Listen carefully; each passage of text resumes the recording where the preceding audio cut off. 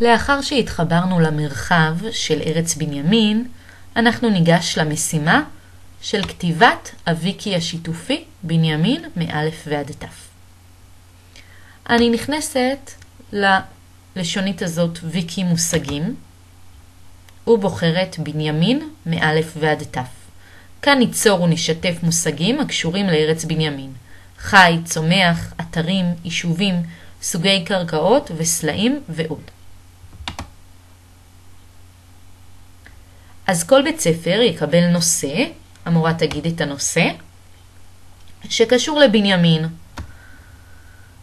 יש לנו ערכים כאלה, יישובים בבנימין, בנימין בתנ"ך, החי בבנימין, הצומח בבנימין, אתרים בבנימין, אישים שחיים בבנימין או שחיו בעבר, סוגי קרקעות שיש בבנימין או סוגי סלעים.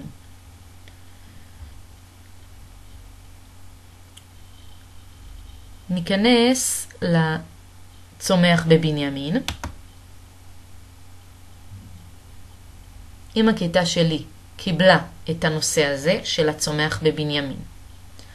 אנחנו קודם כל מגבשים רשימה של מושגים ומתחלקים לקבוצות. כל קבוצה אחראית על ערך אחר. בתוך הצומח בבנימין יש צמחים שונים, וכל צמח ניתן לסכם עליו. אני לוחצת פה על יצירת דף חדש אם אני הראשונה, אם אנחנו הקבוצה הראשונה שכותבת. אם לא, אנחנו לא נצטרך ללחוץ על יצירת דף חדש, הדף כבר ייפתח.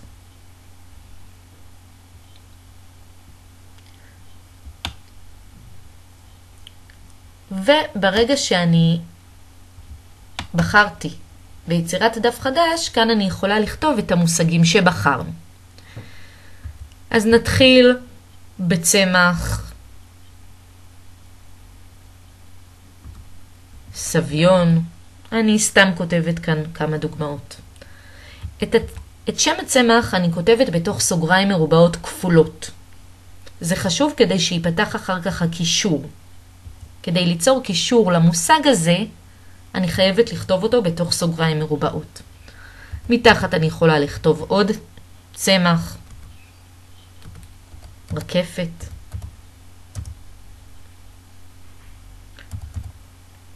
ושוב וממשיכה ככה, קלנית. אם אני אחת הקבוצות השלישית והרביעית שמופיעות פה, אני צריכה לשים לב ללכת למטה ולהוסיף שורה חדשה, וללחוץ על סוגריים מרובעות כדי להוסיף. כמובן כפולות. לשים לב לא למחוק אף שורה. לבסוף אנחנו לוחצים כאן על שמירה.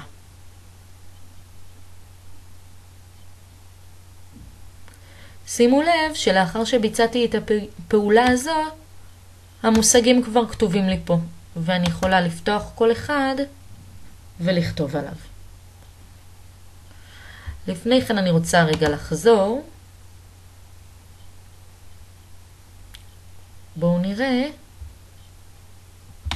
שכעת יש לי את הדף הזה, הוא כבר קיים. נחזור רגע לדף הראשי, בנימין מאלף ועד תף, ואני רואה שוב שאם אני ארצה לכתוב על הצומח בבנימין, קודם כל הוא מסומן לי בתחילת, זה אומר שכבר עשינו שימוש בנושא הזה. אני לוחצת והדף נפתח לי. אם אני רוצה לסכם על הסביון, אני לוחצת על הערך שאני רוצה לסכם ויצירת דף חדש. כי זאת פעם ראשונה שאנחנו כותבים על הסביון. כאן נפתח לי עורך טקסט ואני כותבת על הסביון. הסביון הוא צמח ממשפחת הוא גדל באזור ההררי בבנימין. הכל כאן זה דוגמה, אני אמחק הכל אחר כך. כאן למטה אני כותבת תגים. זה אומר שאני צריכה לכתוב כאן מילים שהערך שלי יכול להיות קשור אליהם. אז לדוגמה המילה צמח, זה משהו שהערך שלי קשור אליו. בנימין, הררי, משפחת. נשמור.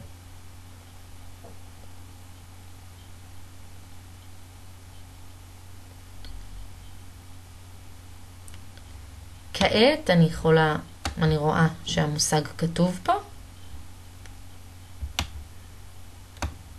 נחזור אחורה. בנימין מאלף עד תף. כאן למעלה אני חוזרת אחורה. וכאן אני נכנסת לצומח בבנימין. שוב אני רואה שסביון מסומן לי בתחילת כי כבר עשינו שימוש, יצרנו דף חדש. ואם אני רוצה לשנות או להוסיף דברים או למחוק,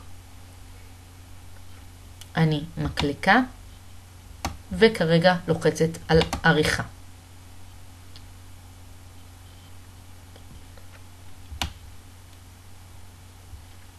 כאן אני יכולה להוסיף, לשנות.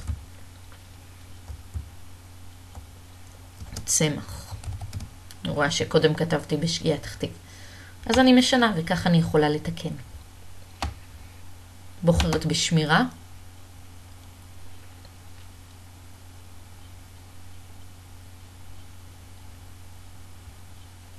וכעת זה יופיע לי בדרך זו. אז שוב, השלב הראשון שאתם צריכים לעשות לאחר שקיבלתם נושא, זה לגבש בצורה כיתתית רשימת ערכים. אחרי שקיבלתם רשימת ערכים, אפשר להתחלק לקבוצות ולהתחיל לסכם על הערך שבחרתם או שקיבלתם. בהצלחה לכולם, להתראות.